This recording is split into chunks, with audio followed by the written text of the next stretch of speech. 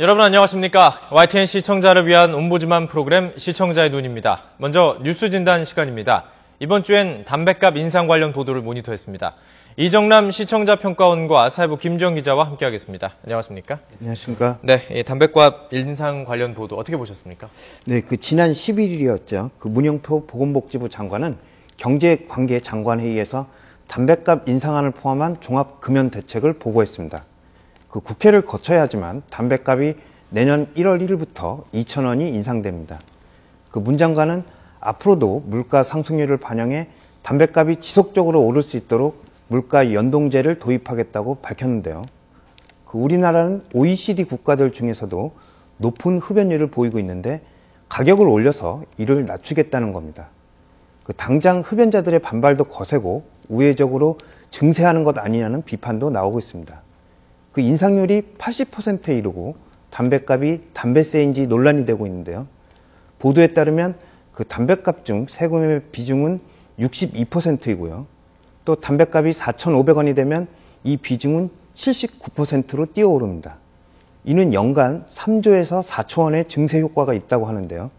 정말 이런 증세가 가능한 것인지 궁금합니다. YTN은 시청자들이 관심을 갖고 있는 담뱃값 인상에 대해 11일 정오에 정부 서울청사를 연결해 문 장관의 기자회견을 신속히 보도해 돋보였습니다. 또한 담뱃값 인상에 대한 찬반의 의견을 객관적으로 심도 있게 보도한 점을 높이 평가합니다. 정부가 이번 담뱃값 인상을 급작스럽게 결정하고 또 2배 가까이 올리게 된 배경이 무엇인지 궁금합니다. 네, 김주영 기자. 사실 지금까지 정부가 담뱃값 인상을 추진한 게 처음은 아니지 않습니까? 네, 그렇습니다. 정부가 담뱃값 인상을 갑자기 결정한 것은 아닙니다. 지난 2005년에 담뱃값을 500원 인상한 뒤 10년 동안 정부는 담뱃값 인상을 몇 차례 추진한 바 있습니다. 물론 국회에서 통과되지 못하고 실패했는데요. 이번 정권이 들어선 뒤 지난 6월 보건복지부는 담뱃값을 인상할 필요가 있고 더 이상 그 시기를 미룰 수 없다고 밝혔습니다. 우리나라 성인 남성 흡연율이 OECD 최고 수준으로 더 이상 강력한 흡연 정책을 미룰 수 없다는 판단을 했기 때문입니다. 그래서 이미 6월부터 텔레비전 금연 광고에 혐오스러운 광고, 즉 충격요법을 도입했습니다. 그리고 건강보험공단의 담배 소송도 동시에 추진하고 있습니다. 급무살을 탄 것은 지난 2일 추석 연휴 직전 문영표 보건복지부 장관이 기자간담회에서 한 말 때문이었는데요. 현재 2,500원인 담뱃값을 4,500원까지 2,000원 인상하겠다는 것입니다. 보건복지부는 현재 우리나라의 흡연율이 매우 우려할 만큼 높은 수준이고 이는 국민 건강에 매우 해롭기 때문에 강력한 금연 정책을 추진해야 한다고 설명했습니다. 특히 성인 흡연율뿐 아니라 청소년 흡연율이 너무 높아 크게 우려된다며 가격을 올리는 것만이 청소년의 흡연율을 낮추는 효과가 있다. 이렇게 취지를 밝혔습니다. 그리고 담뱃값은 조금씩 점차적으로 올리는 것보다는 한 번에 큰 폭으로 인상해야 흡연율을 낮추는 데 효과가 있다고 설명했습니다. 또 우리나라 담뱃값은 OECD 회원국 가운데 가장 싼 편입니다. 우리나라 담뱃값은 미국의 3분의 1, 영국의 5분의 1, 호주의 7분의 1 수준에 불과합니다. 복지부가 담뱃값을 4,500원으로 제시한 이유는 다음과 같습니다. 우선 보건사회연구원 등 여러 연구기관의 설문조사, 연구 용역 결과 등을 토대로 담뱃값이 4,500원은 돼야 금연정책의 효과가 있다는 근거를 제시한 것입니다. 담배 가격을 올렸을 때 흡연율이 얼마나 떨어지는지에 대한 외국의 가격정책 효과 사례도 근거로 들었습니다. 이미 YTN에서는 보도한 바 있지만 미국의 경우 2009년에 담뱃값을 22% 올렸을 때 성인 흡연율은 1.3%포인트 떨어졌지만 청소년 흡연율은 10%포인트 떨어진 것으로 조사됐습니다. 영국에서도 담뱃값을 20년간 2배 정도 올렸는데 같은 기간 동안 담배 구입률이 절반으로 떨어졌다는 연구 결과도 근거로 제시했습니다. 물론 우회적인 세수 확보가 아니냐는 일각의 비판도 있지만 국민 건강을 위해서 담뱃값을 인상한다는 취지에는 모두 수긍한 편입니다. 실제로 설문조사 결과를 보면 성인 3명 가운데 2명은 담뱃값 인상에 찬성하고 있습니다. 따라서 갑작스럽게 담뱃값 인상을 결정하고 추진했다기보다는 여러 필요에 의해 인상을 결정했고 이미 국회에 담뱃값 인상과 관련한 여러 법안이 계류 중에 있지만 올해 안에 국회 통과를 위해 이렇게 정부가 입법 발의한 것이라는 설명입니다. 네, 이정남 평가원. 여러 가지 우려되는 것들도 있는 게 사실입니다. 어떤 것들이 있죠? 네, 그 담뱃값 인상은 물가에 미치는 영향이 크기 때문에 많이 우려가 됩니다. 그 담뱃값을 2,000원 올리면 그 소비자 물가지수가 0.62%포인트나 오른다고 합니다. 또한 담뱃값 인상은 조세의 형평성을 떨어뜨립니다. 담배는 그 소득 수준이 상대적으로 낮을수록 더 많이 소비하는 품목이기 때문입니다. 이 이유로 정부가 담뱃값 인상에 대한 신중한 태도를 취해온 것이 사실인데요. 정부가 담뱃값 인상을 내세운 명분은 세금 증대가 아니라 국민 건강입니다. 정부는 담뱃값의 흡연 위험성을 시각적으로 전달하는 사진, 또 경고 그림 등을 넣고 홍보 판촉 목적의 소매점 내 광고뿐만 아니라 포괄적 담배 후원도 전면 금지하기로 했습니다. 일각에서는 담배가 각종 질병의 원인이 된다는 것은 누구나 알고 있는 사실인데 너무 과하다는 지적이 있습니다. 담뱃값 인상이 현실화되며 YTN도 담배 사재기에 대한 우려를 전했는데요. 흡연자의 그리고 야당의 저항이 만만치 않을 것 같습니다. 가격이 확정되기까지 앞으로의 절차가 어떻게 되며 또 가격 인상 외에 구체적인 금연 정책은 무엇인지 궁금합니다. 네, 김지영 기자, 앞으로 남은 절차를 여쭤보셨는데요. 어떤 것들이 남아 있습니까? 네, 그 정부가 내년부터 담뱃값을 인상할 계획이라는 보도는 이달 초부터 계속 나왔습니다. 그리고 어제 정부가 내년부터 4,500원을 시작으로 물가 상승률과 연동시켜 담뱃값을 지속적으로 올리겠다고 결정한 겁니다. 물론 담배 관련 법 개정이 필요한 사안이기 때문에 국회 통과가 남아 있습니다.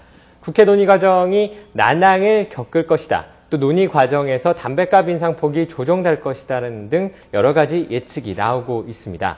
야당은 국민 건강을 위해 높은 흡연율을 낮추기 위해 담뱃값을 인상하자는 기본 취지에는 공감하면서도 갑자기 담뱃값을 80%나 인상하는 것에 대해서는 반대하고 있습니다. 담배를 피우는 흡연자 대부분이 저소득층이고 담뱃값을 이렇게 큰 폭으로 올릴 경우 서민 물가 상승의 원인으로 작용할 것이 뻔하다는 논리입니다. 또 결국 정부의 세수 증대를 위해 금연 정책을 겉으로 내세운 것에 불과하다는 주장도 있습니다. 흡연자들은 담뱃값을 올리면 그 인상분만큼 흡연자를 위해 사용해야 하는데 정부가 그동안 담뱃세를 엉뚱한 곳에 사용했다고 비판하고 있습니다. 담배 가격을 구성하는 요인 가운데 담배 소비세와 지방교육세 등은 지방자치단체를 위해 쓰이는 몫이고 흡연자를 위해 사용해야 할 국민건강증진기금은 대부분 건보재정 적자를 메우기 위해 사용했다는 겁니다. 정부는 그래서 담배 가격 인상분에서 국민건강증진기금의 비율을 현행 14.2%에서 18.7%로 대폭 높이기로 했습니다. 그리고 이 국민건강증진기금을 흡연자의 금연을 돕기 위한 곳에 쓰겠다고 약속했습니다. 금연클리닉이나 금연치료제, 건강보험 혜택을 주겠다는 겁니다. 또 담배 가격 인상만으로는 성인 남성 흡연율을 2020년까지 29%대로 낮추는 게 어려울 것이라는 판단 아래 여러 가지 비가격 정책을 펼치겠다고 밝혔습니다. 먼저 담뱃값에 폐암 환자의 폐 사진 같은 흡연 경고 그림을 삽입하는 것을 의무화하기로 했습니다. 또 편의점 등 소매점의 담배 광고를 전면 금지하고 청소년을 대상으로 하는 담배 홍보를 모두 금지하기로 했습니다. 이와 함께 청소년과 군인 등을 대상으로 금연 캠페인도 꾸준히 진행하겠다고 약속했습니다. 정부는 담뱃값 인상과 함께 이런 비가격 정책을 함께 추진하면 현재 OECD 최고 수준인 평균 흡연율인 20%대로 낮출 수 있을 것으로 예상하고 있습니다. 또 흡연으로 각종 암과 심내혈관 질환으로 발생하는 의료비, 그리고 사회비용도 대폭 낮출 수 있을 것으로 기대하고 있습니다. 네, 오늘 뉴스진단 담뱃값 인상 관련 보도를 이정남 시청자 평가원과 김지영 기자와 함께 짚어봤습니다. 오늘 말씀 고맙습니다. 감사합니다.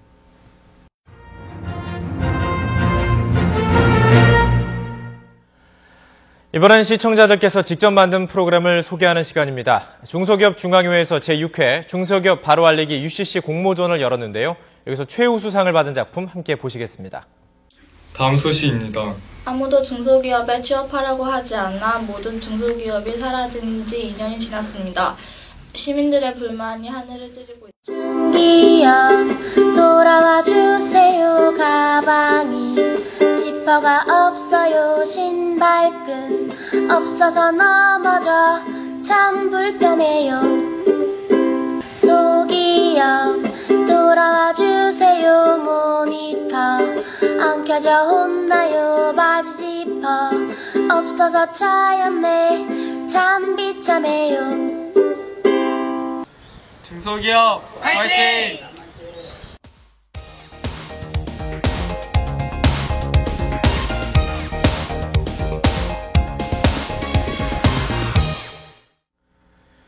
지상파 DMB 채널인 YTN DMB 프로그램을 평가하는 내가 본 YTN 순서입니다. 이번 주엔 유아러 닥터에 대한 원영아 평가원의 의견 들어보겠습니다. 안녕하세요. YTN 시청자평가원 원영아입니다. 시청자 여러분들은 자신의 건강한 삶에 대해서 얼마나 알고 있고 또 얼마나 관심을 가지고 계신가요? 의학기술의 발달과 환경의 변화에 따라 평균 기대 수명이 늘게 되면서 건강하게 사는 것에 관한 사람들의 관심이 매우 높아지고 있습니다. 이에 따라 건강을 주제로 삼은 방송 프로그램도 많아졌는데요. 유아러 닥터가 바로 그런 프로그램입니다.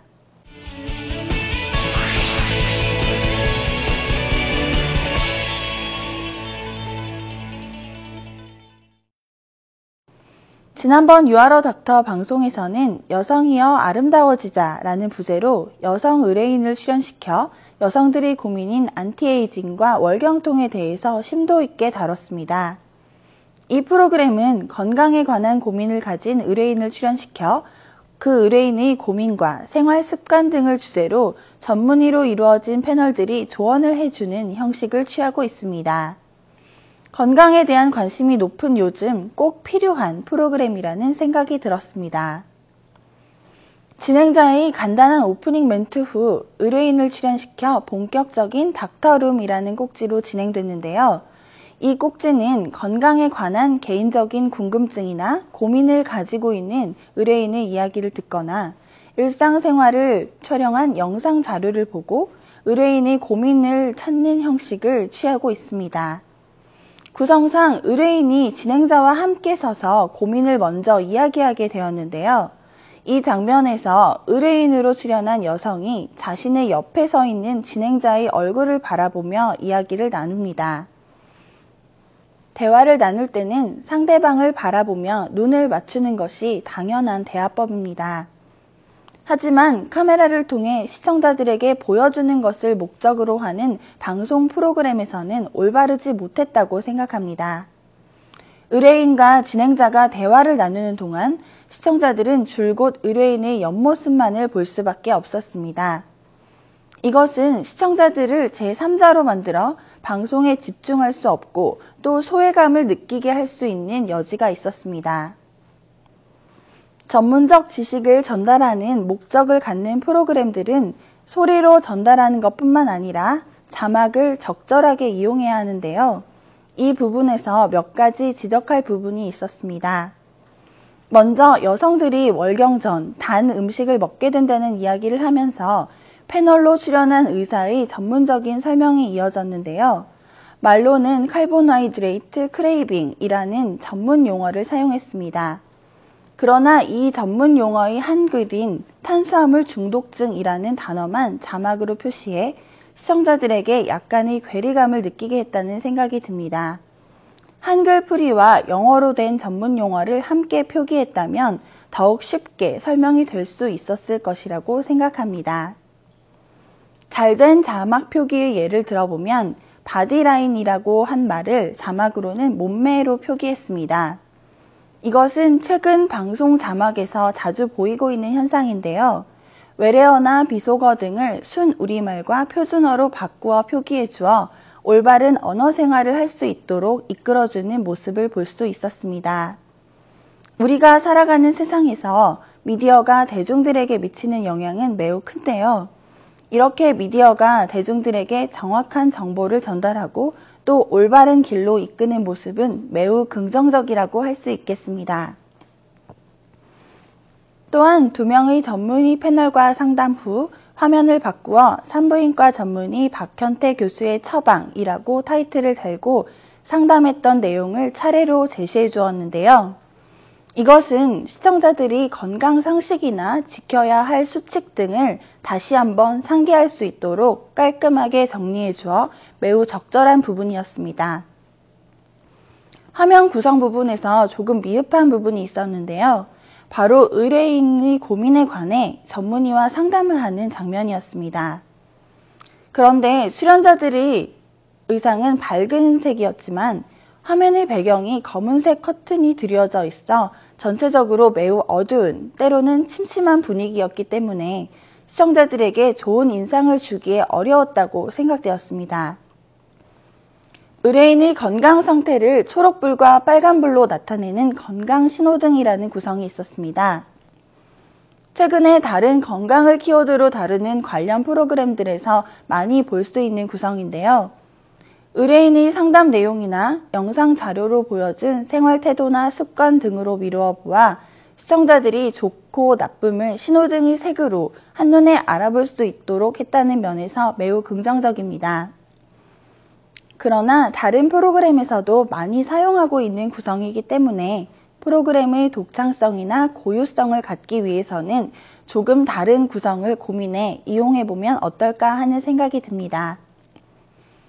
건강에 대한 사람들의 관심이 높아지면서 건강 관련 정보의 홍수 속에서 우리는 살고 있습니다. 이럴 때일수록 정확하고 도움이 되는 양질의 정보를 제공하고 또 수용하는 것이 매우 중요할 텐데요. 유아러 닥터가 이러한 면에서 점점 더 발전할 수 있었으면 하는 바람을 가져봅니다.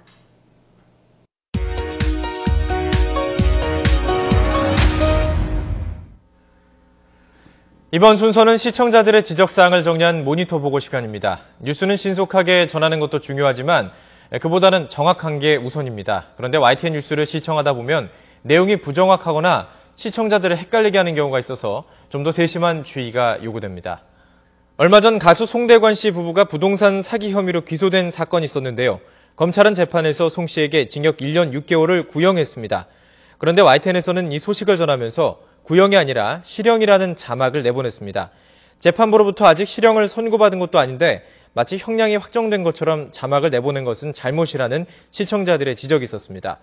구형과 실형처럼 법률 용어는 정확하게 사용하지 않으면 완전히 다른 의미가 되는 만큼 주의가 필요합니다. 최근 담뱃값 인상 여부가 큰 관심사였는데요. YTN에서는 담뱃값 인상과 관련해서 4,500원으로 인상을 추진한다고 보도하고 1시간 뒤에는 3,500원 내지 4,000원으로 인상을 검토하고 있다고 보도해서 시청자들을 헷갈리게 했습니다.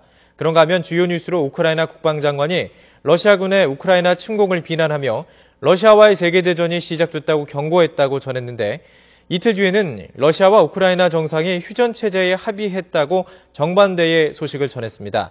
시청자들은 외신을 전할 때 객관성이 떨어지거나 지나치게 자극적인 발언은 그대로 전할 것이 아니라 걸러내는 것이 필요하다고 지적했습니다. 그동안 여러 차례 지적에도 불구하고 자막 오류가 좀처럼 고쳐지지 않고 있다는 시청자들의 지적이 있었습니다. 법정 분쟁이라고 써야 할 헤드라인 자막이 법쟁 분쟁이라고 틀리게 나오거나 한 개의 자막에서 띄어쓰기, 맞춤법이 동시에 틀린 경우도 있었습니다. 그런가 하면 인터뷰 자막 가운데 외국어, 어드밴티지는 유리하게 작용한다거나 강점으로 작용한다고 우리말로 표기하는 게 바람직하다는 지적도 있었습니다.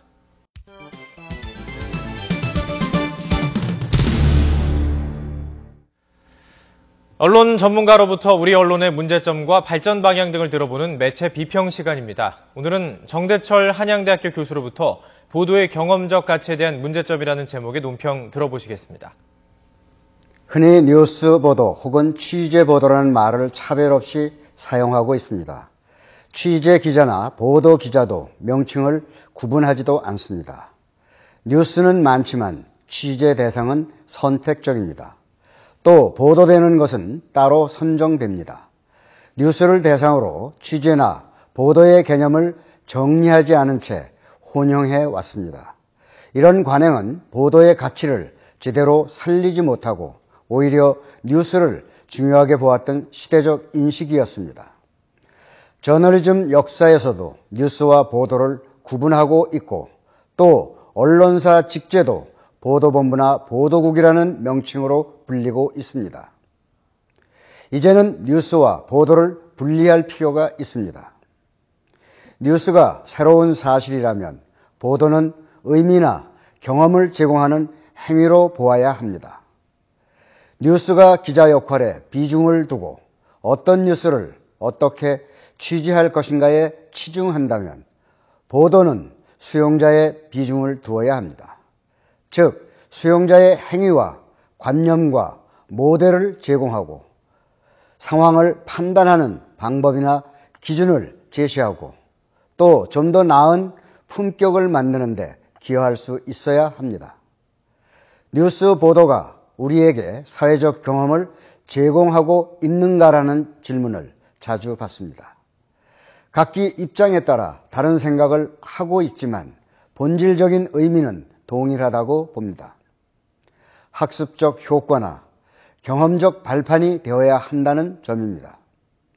교훈적 가치를 강조하고 있습니다. 사회적 경험은 우리의 거울이고 새로운 창문을 열어주는 영양제입니다. 이런 영양제는 뉴스와 보도를 통해 제공됩니다. 보도를 어떻게 하느냐가 중요해집니다. 예를 들면 정부에서 물가와 세금을 인상하려 한다는 것은 뉴스가 되고 왜 인상하는지, 얼마나 인상하는지, 국민들의 반응은 어떻게 나타나는지에 대한 부분은 보도의 역할입니다. 인상만이 해결책인가? 다른 부분에서 줄일 수 있는 여지는 없는 것인가? 인상에 대한 이유나 원인이 국민적 입장에서 다뤄지지 않은 채 인상의 당위성만 내세우는 일방적인 내용을 전달하는 것은 보도가 될 수 없다는 점입니다. 궁색한 당위성만 반복할 뿐입니다. 진실성이 없는 명분은 정부나 국회 그리고 언론까지 무감각하기는 마찬가지입니다. 이런 현상은 수십 년간 반복되는 고질적인 병폐가 되었는데도 여전히 되풀이되고 있습니다. 사회의 변화나 발전 가능성의 기대를 외면하고 있다는 결과입니다. 보도가 내용보다 형식을 앞세우는 현실이 안타깝다는 지적도 끊이지 않습니다. 보도의 작성 기술이 형식이 역피라미드 또는 OW라고 하는 것은 글의 형태를 만드는 기술일 뿐이고 산업화, 산물인 깡통에 지나지 않는다는 혹평하기도 합니다. 보도를 통해서 의식의 표현, 의식의 구현차가 되어야 합니다.